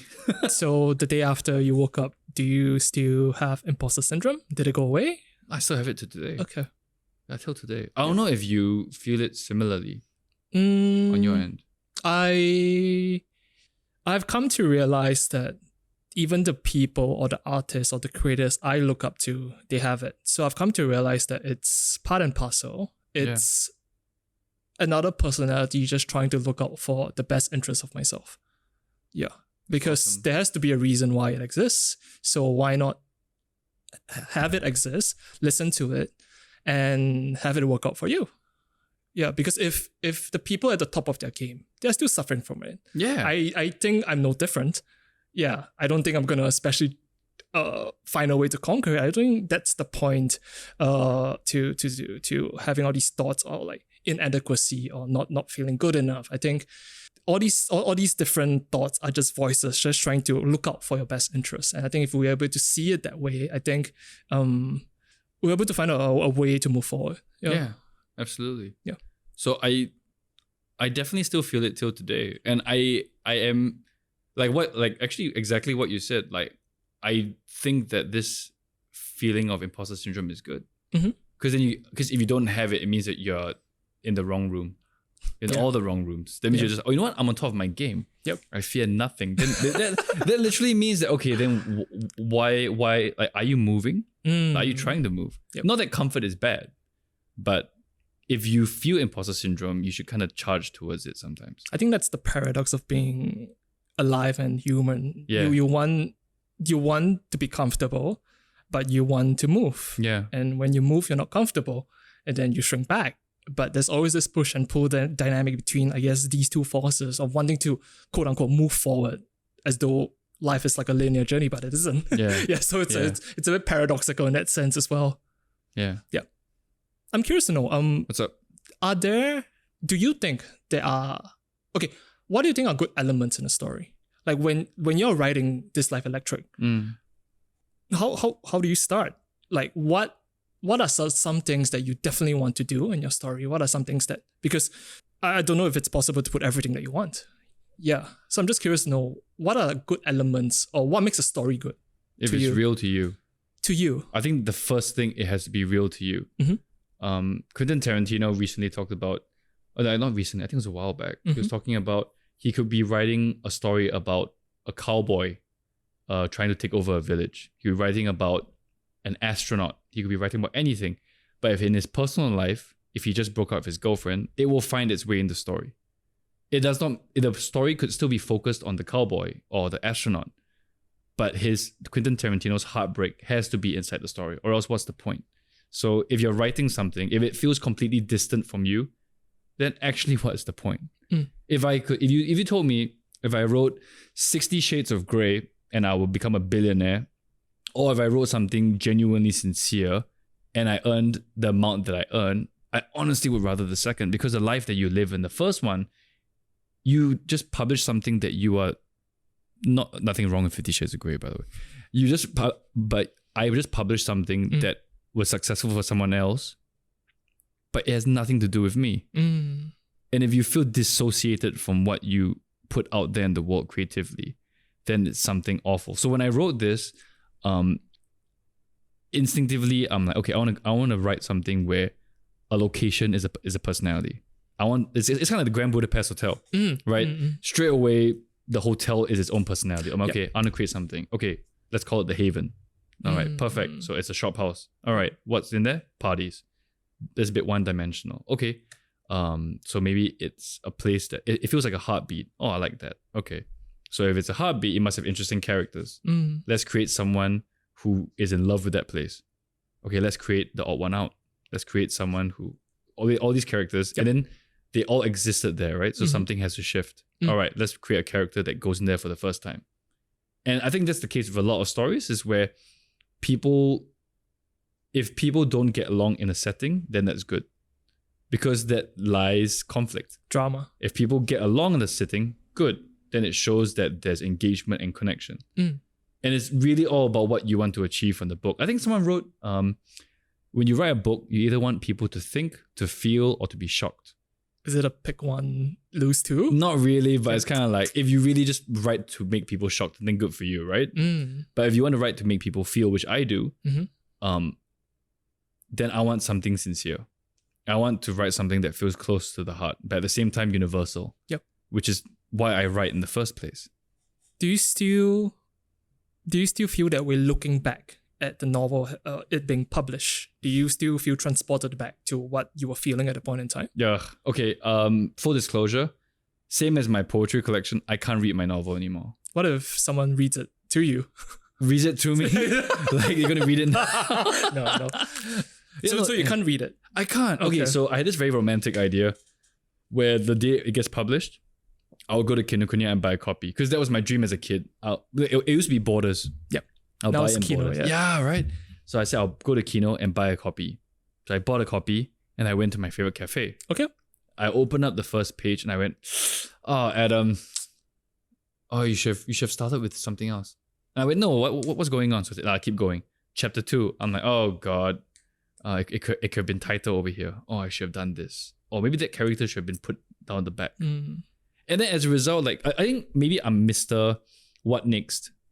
I'm very much, okay, what now? What now? And as a result, it's kind of hard for me to go back and look at something. Actually, thank God I'm not a singer. Why? Imagine if I had to sing like a hit. A hit, right? And imagine like I'm the singer of like the Oasis. Because maybe, you know what, guys? That was not a good line. You know, let me think of a better one right now. Yeah. Yep. So I know I'm quite hard on myself. I'm trying to be better at that. But I could not finish my book. So I think I read 10 chapters and just didn't continue. And I have not read my book since then. The book's amazing though. Please check it out. You can buy it in thenovelencounter.com and Bookstore. Okay, no, but I don't know if you get that from like past projects that you've done, and then people tell you, oh my God, I really love this thing that you did. Are you able to look back with a sort of happy nostalgia, or does part of you cringe and go, oh, I wish it was better, like whatnot? I think I've learned to recognize that train of thought. I think it really depends on who's bringing it up. So let's say if someone sees, let's say, a mural that we painted, let's say, outside a Katong that we painted, let's say, 2 years ago, and they told us, oh, that's amazing, that's great. I would just thank them, because it's their first time looking at something like that. And let's say if we were the ones doing it, we were staring at a piece of wall for like a week. So I think there is no I don't want to dampen their appreciation. Yeah. And I think through that, don't really cringe. I think it's more of, oh yeah, we did that. Cool. Right. I think I have a very short-term memory when it comes to the things we do. No, I love that. Yeah, because I think it's healthy to not just, we painted this 4-story thing last 2 years ago, and to keep referencing to that. I don't think it's healthy, because it is the idea of wanting to find progress or momentum in a business where no one's looking out for you. I think that, at least one of the lessons I've learned together with the other folks from TYC, it's that the fact that no one else is looking out for us, we have to look it out for ourselves. And that means kind of charting the trajectory of A, the business, B, the team, and C, for yourself. I think these are all tangentially different. They can go in different paths. And I think one thing that we try to, I guess, encourage within TYC, it's to just try to do what you're thinking of, the idea that you're dreaming. Yeah. I think that is really what I hope the company will become, because back in the day, you can just do one thing and you can kind of find a career or profession out of it. Just one thing. I meant shoes. I meant this. I do this. But I think increasingly times are changing. You can't just do one thing. Yeah. Unfortunately, you have to do a subset of different things. You have to be the alchemist where you put different things together and you form something new. I think that is because the bar for entry and the bar for doing things is actually quite low now. Yeah. Everything's actually, if you're smart about it, if you're resourceful, it's actually quite easy to set something up. Let's say a podcast, easy to do streaming. Just get the right equipment. You don't need the best. Yeah. Yeah. No, I love that answer. Thank you.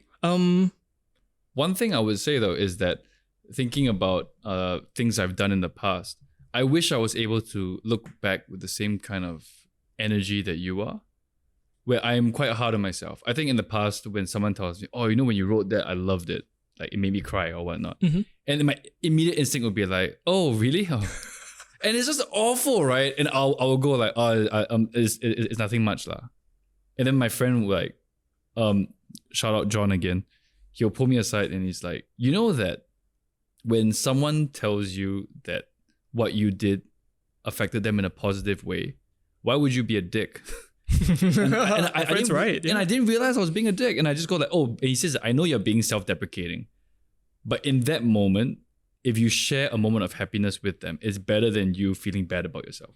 And that immediately woke me up. So when people tell me, oh, I really like what you do, I always say thank you. I think one of the funniest traits about being a creative, in whatever sense of the word, let's say you are a poet, you're an artist, you are looking internally. Yeah. And I think, as I said, a strength could be a weakness as well. If you're looking at things too internally, everything's a personal thing. And if someone appreciates something because it is a train of thought or a piece of work that you have done 2 years ago, you're no longer the individual. Yeah, precisely. Yeah. And let's say when someone says that is good, you are ways beyond that individual. So you would think, why would you think that's good? Yeah. But because, as I said, if I were to read your poetry, I read your poetry, it's fantastic, because it's the first time I'm reading something like that. If it's the first time someone is presenting to me the words being placed in this sentence like this, in this cadence. Yeah. So I think it's as I said, the personality swings, it benefits each other. Yeah. Being too much of a creative kind of just makes you want to go to a cabin and isolate yourself and live alone. J.D. Salinger. Just do that shit. Yeah, but being too much of a business individual and whatever personality traits that has, it's very restrictive. Yeah, for sure. So it's a balance of, I think, being detached at the right time and appreciating, like what your friend said, don't be a dick about it. I mean, you got to phrase it in one sentence. Just don't be a dick, right? Just don't be a dick. I'm curious to know, what do you think literature and poetry, what place does it have in the modern society? If it's done correctly, it represents where we are or where we wish we could be. Okay. Or what happens if we maintain this harmful trajectory. What harmful trajectory are we talking about? I mean, if you look at any dystopian novel, it's talking about the effects of what happens when we keep doing what we do. Mm-hmm. Like if you look at, like Hunger Games or something like that. It tells you like, if you keep being greedy, if you keep like having such a far distance away from those who are suffering, these things can happen. Mm-hmm. And literature, in a way, it creates these new worlds that you can explore, you can push. Have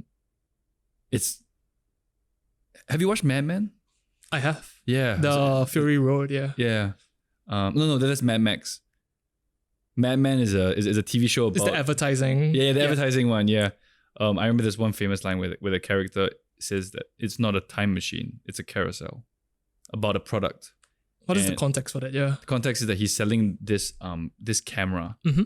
and it's about how he's telling you that this thing doesn't just tell you where you are, it tells you where you were. So he was selling the product Yep. as it's not a time machine, it's a carousel. And I kind of like the whole idea that when you write something, because it's personal, it's nostalgia, but at the same time, it's also about where things can be. And when literature is put to the right, put right, that's where it's awesome. I mean, I personally am in love with words. So I did not know. Okay, so basically when people tell me things, I cringe. Okay. So if someone says, oh, I really like this about you, I go like, ooh, okay. Good moment. Good stuff. Let's carry on. So, but I did not, but it's actually because it means so much to me. So one of my love language really is like words of affirmation and like letters.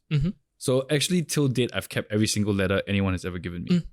Like even like followers or whatnot, where they write me a letter, like I keep it because it takes a lot for someone to express how they feel in some way, shape or form, as long as sincere. Yeah. And that's what literature or writing or anything will always have a place in for me. I don't know if I sound very Miss America or Mr. Woo Woo. It doesn't matter. But for me, it's always been I genuinely just really love what words can actually do for people. It's beautiful. Yeah, and put in the right way.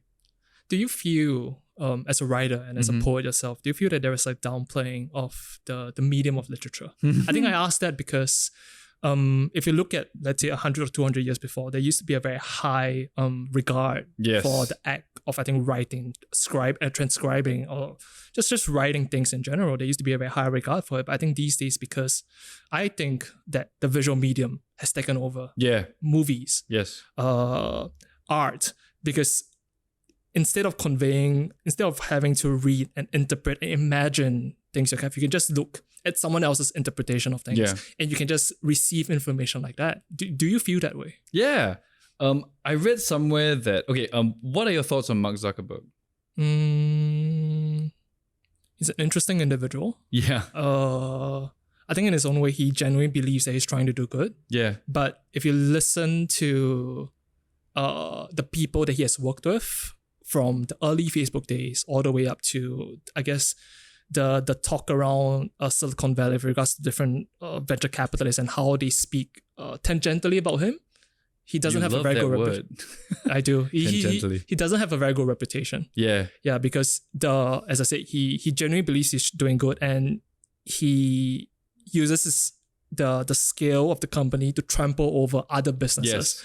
I think trampling is the word. It's like, let's say if someone else is doing a new feature, he would tell his team, copy it. Absolutely. And because they have the market share, they can just... Similar to Amazon. Yeah. Yeah. Okay, the reason I asked that is because at one point of time, I believe Mark Zuckerberg was trying to do something good. So I think Facebook... Okay, I don't know how true this story is, so feel free to fact check me.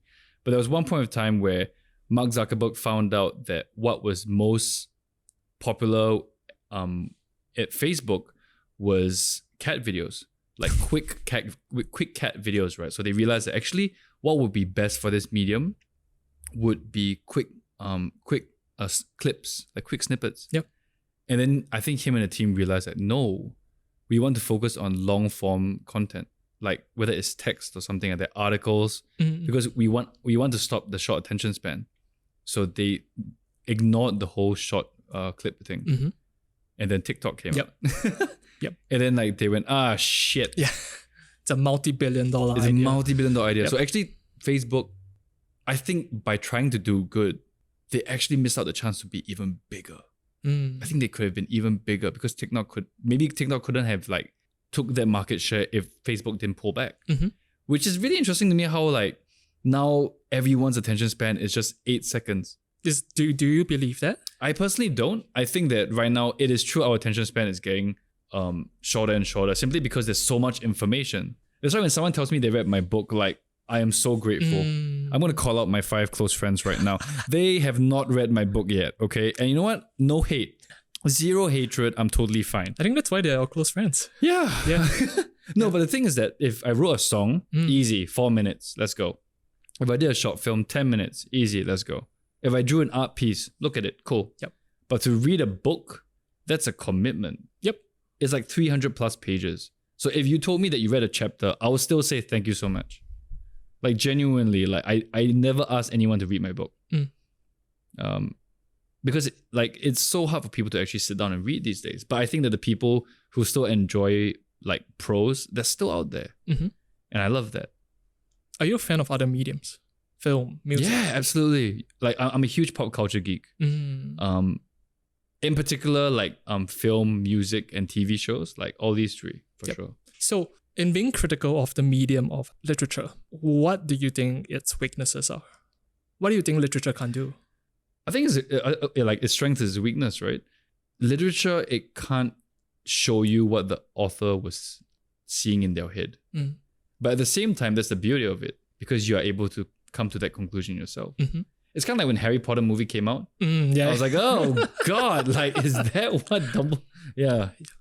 Interesting. I was like, oh, Sirius Black should not look like that. Oh, that's kind of. So you kind of had an image of how the and when it came out, it's like, do you remember when J.K. Rowling suddenly said, oh, Hermione was meant to be black, and we're like, no, you did not plan that, J.K. Yeah, so I think that's a limitation of literature, where it can express and it can describe as much as you want. Like back with J.R.R. Tolkien. Is it J.R.R. Tolkien? Yep. Yeah. Lord of the Rings, He would spend like 5 pages describing the Hobbit's toenails or like a tree. And you go like, bro, you don't need to explain that much. But even till then, you do not know exactly what he was thinking. But with an artist, a painter, their vision is a lot clearer. But writing actually gives room for a lot more of the reader's imagination. So that's the strength and weakness of it, I think. I find it quite interesting that because of Tolkien and the films and just pop culture in general, I think mystical creatures such as dragons and I guess trolls and gnomes and ogres, I think they're a lot more imaginable. Yeah. It feels like you can just pop on, let's say, Lord of the Rings, or you can play a game, Warcraft, and you have a creator's interpretation of what an ogre would look like. And it makes it all the more, I guess, believable. Not realistic, but believable. Yeah. Same as Jurassic Park. Oh, yeah. When I was a kid, when I watched Jurassic Park, I was like, oh my God, dinosaurs can really exist. Like, I think I couldn't shower for a week unless my mom was sitting outside. Because I was afraid, the velociraptors can open doors, mom. You gotta stay vigilant, mom. And she's like, well, honestly speaking, if a velociraptor came in, what the hell do you think I'm gonna do? Pee your pants, probably. Yeah. And get eaten. She's like, honestly, what can I do? And I'm like, oh, mom. You could try speaking to it. Hey, bro, this really ain't cool, okay? This is my space. Yeah, so, I guess that's what happens. Like, films really made you believe in things because it was visible right there in front of you. Yep. Curious to know, have you consumed something recently that surprised you? You mean food? Sorry. So in terms of the media. Yeah. Surprised me. Can I just say that I really didn't like the new Thor movie? Okay. I think that seems to be like the common consensus. Yeah, I was like, wow, what happened? Okay, so, wait, let me think. Really surprised me. Can you think of one? Not at the moment. Yeah, that's a good question. Something that surprised me. Oh, I'm sorry, I'm drawing a blank. Okay, I'll check back in later. Yeah. So, to follow up that question, are there differences between the type of media you consume and the type of media that you write? Differences. Or are there similarities? Definite similarities. I really like magical realism. In This Life Electric, I didn't get to play with it that much, but I enjoyed putting snippets in there. Okay. But in general, for example, Jeanette Winterson, she likes to put people in a real world, but something happens, you go like, wait, oh wow, that's cool. So for instance, there's a part of the story where she says, oh, my ex, she says to the main character, she says, my ex still has my heart. And the first thing you think of is like, oh, she's still heartbroken. No, he goes to the ex-girlfriend's house into a safe to take a beating heart. And you're like, wait, no, that's symbolism at the same time. That's magic. And I love that. So in terms of books and like poetry, I just love when people push the envelope just a little bit. Like not fully dystopian, but just push it a little bit where it could exist in our world. But there's just a little bit of strange in there. And when there's a bit of strange, there's a bit of magic. Do you think it has to be believable? No. Okay. That's the awesome thing. Yeah. So to that, is there a right way to write? No. Okay. Not at all. But I think if there are gatekeepers to writing, then what's the point? It's kind of like, so there's an ongoing debate about comedy ever since Will Smith slapped Chris Rock. Okay. And Comedy. Okay. yeah. Oh, okay, because it was a comedy. Or like more wait, not comedy, more like humor. Sorry, humor. And people are saying that if some people are saying that good for Will Smith for standing up for his wife, or good for him, like I totally would have done that. And I'm like, really? Because if you start drawing the line of what people are okay and allowed to say, then what's the point of humor in the first place? I had a friend who I definitely will not be saying his name. He was raped, and it was awful. Like he went into depression. He was absolutely broken, and what he did to get over it was do stand-up comedy. Wow. And he made a joke about rape, and someone in the audience like stood up and yelled, "Hey man, how can you fucking say something like that? You know, I have a friend who was." And then my friend yelled back, "Is that I was raped. This is my way of dealing with this. Yep. Who are you to tell me how someone can deal with something?" And I think that when you start taking things away about what we can say, it ruins what expression even is. And well, I just did the weirdest You did, actually. I did the weirdest thing with my hands, yeah. It was like a lotus leaf being torn apart.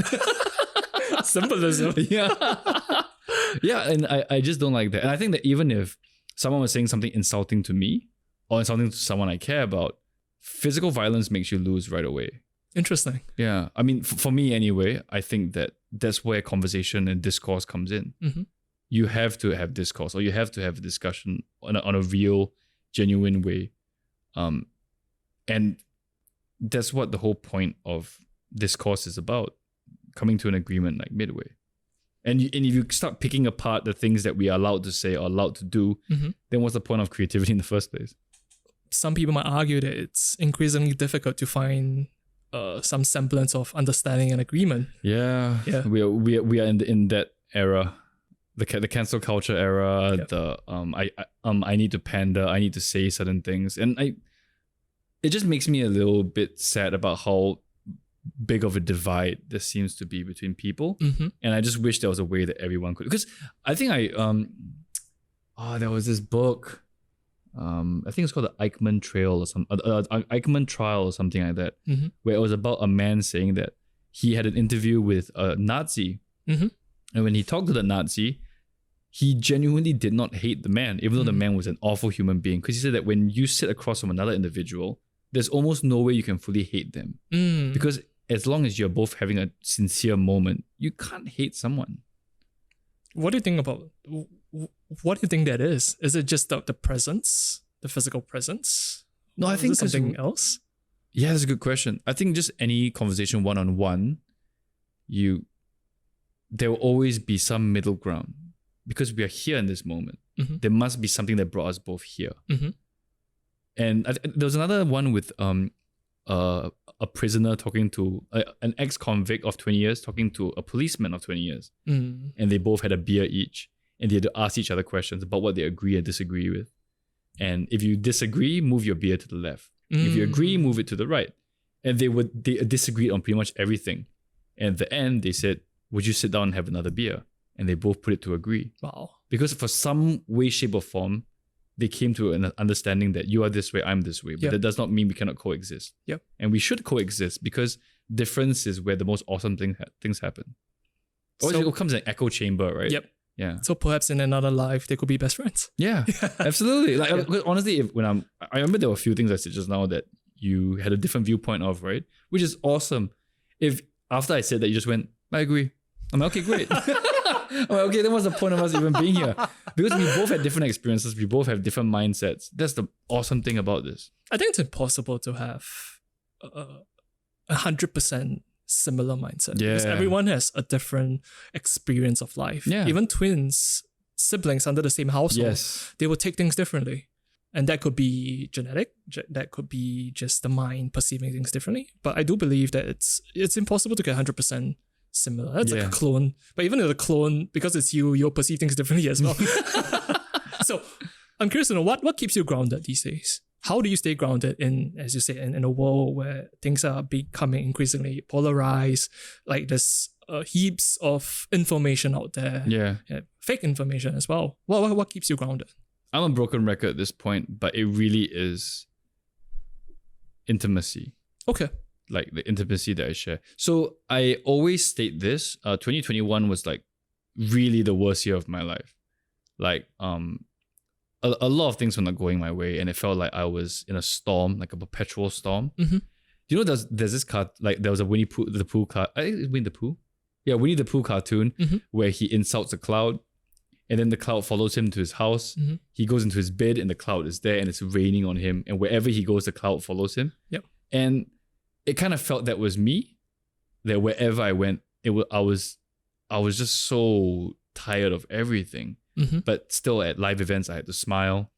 It's painful. Yeah, I had to just, when people will be telling me, oh, like, are you excited about like blah, blah, blah. I had to like do promotions, and it was just quite tiring. At one point, like the start of this year, I wrote to my followers, I said that, I'll be completely frank, last year sucked, but good things happen to those who wait. Better things happen to those who move. And I'm really sick of feeling sorry for myself. So I'm going to move. And I started just trying to say yes to everything. Like literally, if someone's like, bro, we're going to go skydiving. I'll be like, sure. I was like, hey, I want to introduce you to someone. Sure. Mm-hmm. Like I'll say yes to anything. Mm. And I got to a point, the more I moved, the more I realized what my tether was. It's kind of like that Paulo Coelho, The Alchemist, where he travels the whole world and comes back and finds out where his treasure is. Yep. I felt that, and now that I recognize what my tethers are, that's what keeps me grounded. Like the routine of seeing these people, of talking to these people, of caring for these people. Yep. That's what keeps me centered, despite how I move. It's funny you bring up that book, because my next question to you is, what part of the journey do you think you're at right now? After going through 2021, and I think you mentioned at the start of 2022, having the agency in yourself to want to move, and it's been 8 months in. So what part of the journey are you at? Because you have talked about how when you started, you had this speech impairment, but slowly but surely you started going outside of yourself. Yeah. So where do you think you're at right now? I love where I'm at. Like, I think for the first time in a long time, I can say, oh, I freaking love where I'm at. I've always had a good life. Mm-hmm. I've had bad days and bad moments, but I've always had a good life. And I forgot that last year, and I'm back. And so I think that where I am right now, a buddy, like, I keep saying that, yeah, but I always get inspired by people around me. Like a friend of mine told me that there's so, like, wait, I need to phrase it properly. I don't have everything that I want, but there are so many things that I wanted that I have now, which is powerful, because you realize that you're so lucky, and there's so many things that we should be grateful for. And when I look at what I have now and what I've been lucky to explore, so this is the first year I'm properly only focusing on Novel Encounter. The last few years I was still doing the agency, my other business. Yep. I'm still part of those businesses, but I've fully stepped back. And this is the first year I'm going full charge at all my creative pursuits, and it's awesome. That's great. Yeah, it's awesome. Like, and it feels like everything in my life is good. I don't want to jinx it, but everything in my life in terms of any kind of proper relationship of intimacy, that's what keeps me grounded while I still keep moving. That's great. How about you? What's the question? Where do you think you are in life right now? And like, what keeps you grounded? Dramatic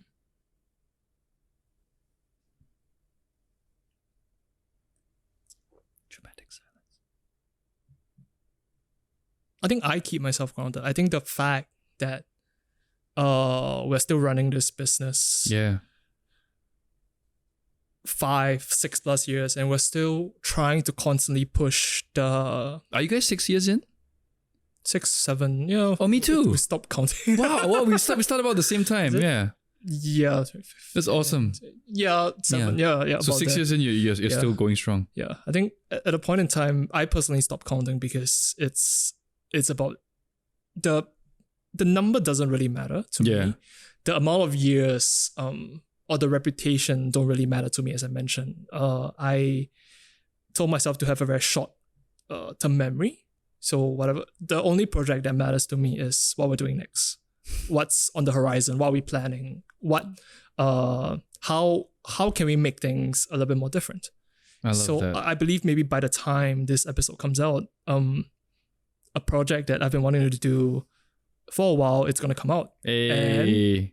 And we're making sock puppets. What? Exactly. I was not expecting. Yes, exactly. So because we make merchandise with our art, and I was like, why not just make sock puppets? I mean, we're already making a sock. It's just going the extra mile to include the different gulps of the eyes and everything. And we make it just a little bit more fun like that. Nobody does it. Everybody always have this very serious, because we have a lot of friends in to dabbles in streetwear, like the 100. We have done all those, and those will continue. Yeah. And I think for me, it's like I just want to do something that nobody will expect. That's awesome. Yeah. No, I did not expect that. Exactly. I don't think anybody will expect that, because it's so going back to what I think TYC should stand for. I think it's more of having the space to create. I guess just that strange idea that you have kept at the back of your mind for X number of years. Yeah. Yeah, you should really have the space, and I guess have the personal, what's the word for it? The personal power and strength to do it, to push it through. Yeah. I want to I kind of want to do the things that like you guys are doing too. Like, I don't want to just do live typewritten poetry. I mean, like, I love doing it, but I want to do other things. I want to do murals. I want to do live installations. I want to do things that really pop. And this is my first year that I can actually try, and I want to actually try it. So, I really actually am inspired by the stuff that you guys do. So I was really flattered that you guys asked me for this podcast. And thank you for saying yes. Yeah, no, yeah, for sure. It's just really an awesome thing when you get to see people actually really dive in creativity, like head first, heart first, soul first. It's just awesome to witness. I think it's interesting because if you ask, let's say, the other members of TYC, they will each have a different definition, because I think people would ask us, what's your favorite piece of work you've done? And I think, always ask that. I think my answer has always been what we're going to do next, because as I said, there's no point in resting on your laurels. There's no point. We did our biggest mural sometime last year in October. Like our biggest project actually, we were told to curate 8 different artists, and we were given Jurong Town Council. We worked with them, and we curated all the different spots, and we painted like a 4-story mural, and that was our biggest. Oh my god, 4 stories? Yeah. So at that point in time, before that, I wanted to do like an outdoor mural, like 3-4 stories. So after we did it, it was like that's it. It's like, oh, okay, that's cool. And so we could always reference back to, we did that. And I mean, from a business side of it, of course, we have it in our portfolio. People can go to Jurong now and look at it. But I think to me, it's what's going to happen next. Because I think that is where you're constantly pushing the boundary of what you are comfortable with. Even though doing the sock puppet and doing something else is so uncomfortable, but you're just constantly trying to push that. Yeah. Absolutely. In closing, I have 2 more questions. So my first question is, what genre do you think your life up to right now? Your life up to this point would be? What genre of a book, movie, what genre would it be? And what is the synopsis for it? Oh, I love that. Why don't you fill the silence with something else? Or I'll just hum while I You think. could.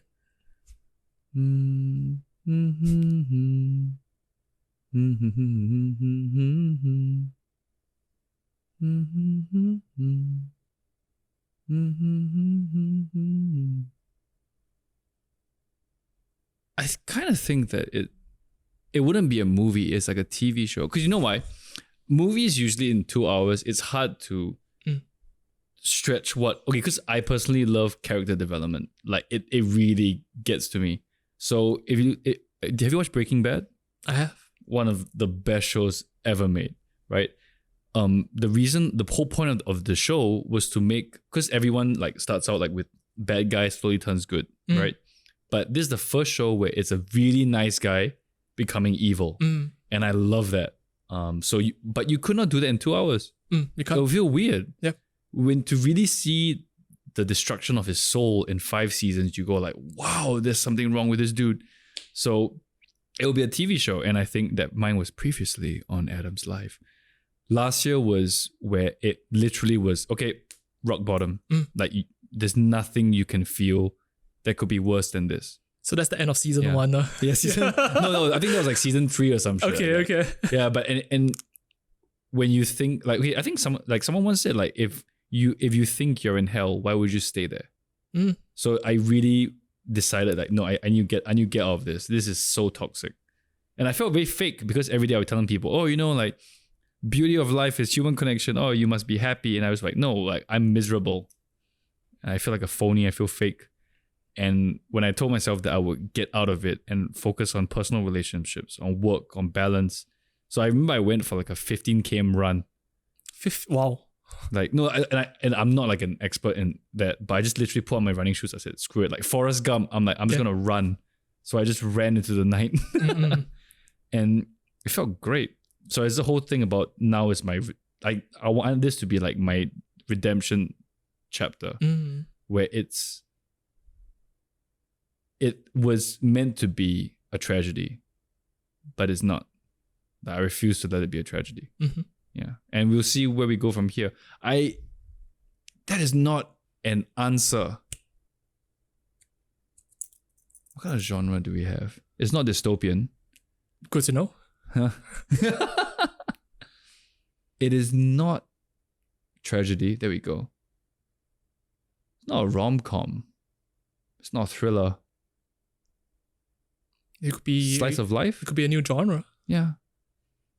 Slice of life. Well, that's a really hard question. Sorry. I will check back. Yeah, check it back. I think my last question to you is, Yes, sir. how would you define success right now? For the longest time, I used to always define success by the means of other people. Because when you look at your Instagram, everyone has their rollie while driving a Bentley, right? Or someone is like in the Caribbean with like his girlfriend. Or someone is like buying his mama house or something like that, right? And the whole point about success, it ties into happiness because success means nothing without happiness. And if you're not happy, then what's the point? So for me, I'd rather say what does happiness means to me because that ties into success. Success means being happy. It's not being rich. Being rich is the means of being happy because I genuinely don't think people want to be billionaires. People just want to be able to do what they want and spend on what they want. At the end of the day. Yeah, I don't need to be a billionaire. If I can be financially comfortable, I sound like those, hey, you give me 30 seconds. Yeah. I can record that for you later. Yeah. Yeah, no, it's as long as I'm able to spend on what I want, to do what I want, I don't need that much money. And that is happiness to you? Happiness to me is being able to make people feel less alone. And I mean that in every sense of the word. Whether it's people in my life or people who write in or people who read what I do. If I can say that people were happier after meeting me and they actually believed a little bit more in human sincerity and that my writing actually did benefit or affect them in a good way, then yeah, I'm a success. And I don't plan on being complacent about it either. Yeah. That's a beautiful ambition to have. Oh, thanks, man. Before we end the episode, is there anything else you would like to talk about? Are you happy? I always like asking this question, especially to friends or people, simply because it's the simplest kind of question to ask, but it's the most layered. So I think yes, because I define happiness as just a lack of sadness. Damn, that's a... Yeah, I mean, that is how I think the whole light and dark kind of works. Right. So if you define it as that, then technically you're just happy every day. But what if there's a middle ground to it? There's happy, sad, and then there's just mundane in the middle. I guess it really depends on how you want to see it and how blind you are to any other definitions. Right. Ultimately, it's what makes you work. It's what makes you tick and what makes you function at a particular point in time. Yeah? Yeah. Okay, so where can people find you online? Do you have anything you want to promote? Not anything at the moment. You can find me on thenovelencounter.com or Instagram, The Novel Encounter. That's where I'm the most that's where I'm the most active at. But in general, or if you want to ask me any questions, just hit me up on Fridays. That's where I have my every Friday Is there a Q&As. particular timing? No, it's just the whole day. Gotcha. Yeah. So like a DM? Yeah. No, it's not a DM. It's those NGLs. Okay. Yeah, but before NGLs, it was like a normal question thing. But I realized with NGLs, people prefer it so they don't feel so self-conscious. Gotcha. But that's generally what I am doing right now. I hope that I'm able to keep doing what I do while paying my own bills and also not worrying on a day-to-day basis, because I genuinely do enjoy being here and doing what I do.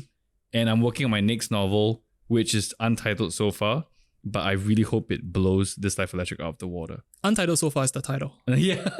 No, Okay. It's untitled so far. Gotcha. That's a cute name though. Gotcha. Yeah. All right. This has been a beautiful conversation. Thank you for your time. Thank you so much for doing this, man. Thank you. Thank you. Thanks for listening. We hope you enjoyed the episode and feel inspired. If you enjoyed what you heard thus far, do give us a follow on Instagram. And don't forget to share and subscribe. Stay tuned for the next episode.